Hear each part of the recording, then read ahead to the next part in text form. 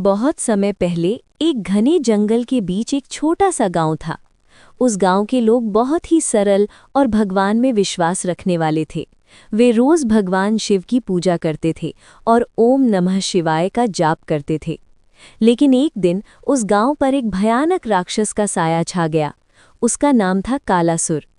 कालासुर बहुत शक्तिशाली था और वो रोज गांव में आकर लोगों को डराता, उनके घर तोड़ता और उनकी मेहनत की कमाई लूट लेता। गांव वाले बहुत डर गए।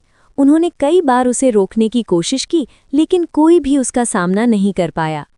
गांव में एक बूढ़ा भक्त रहता था। उसका नाम था हरिदास। वो शिव जी का बहुत बड़ा भक्त था। हरिदास रोज मंदिर में जाकर आंसू भरी आंखों से प्रार्थना करता, हे भोलेनाथ, अब केवल आप ही हमारी रक्षा कर सकते हैं। एक रात जब पूरा गांव सो रहा था, तब अचानक आसमान में बिजली चमकी और मंदिर में एक तेज प्रकाश फैल गया। हरिदास ने आंखें खोली तो उसके सामने स्वयं भगवान शिव प्रकट हो गए। शिवजी ने मुस्कुराते हुए कहा, भक्त, डर मत, मैं तुम्हारी भक्ति से प्रसन्न हूँ। अब इस राक्षस का अंत निश्चित है। अगले दिन कालासुर फिर से गांव में आया और जोर जोर से हंसने लगा। अब कौन बचाएगा तुम्हें?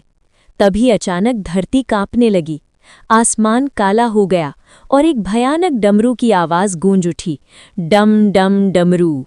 और फिर प्रकट हुए त्रिमहादेव। उनकी जटाओं से गंगा बह रही थी, गले में सर्प लिपटा था और आंखों में अग्नि जल रही थी। कालासुर डर गया, लेकिन अपने घमंड में उसने शिव जी पर हमला कर दिया। तभी शिव जी ने अपना त्रिशूल उठाया। एक ही प्रहार में कालासुर का अंत हो गया। पूरा गांव हर हर महादेव के जयकारों से गूंज उठा। गांव वाले शिव जी के चरणों में गिर पड़े और बोले, हे प्रभु, आपने हमें इस संकट से बचाया। शिव जी ने आशीर्वाद देते हुए कहा, जब भी सच्चे मन से मुझे पुकारोगे, मैं हमेशा तुम्हारी रक्षा करूंगा। इतना कहकर शिवजी अंतर्ध्यान हो गए।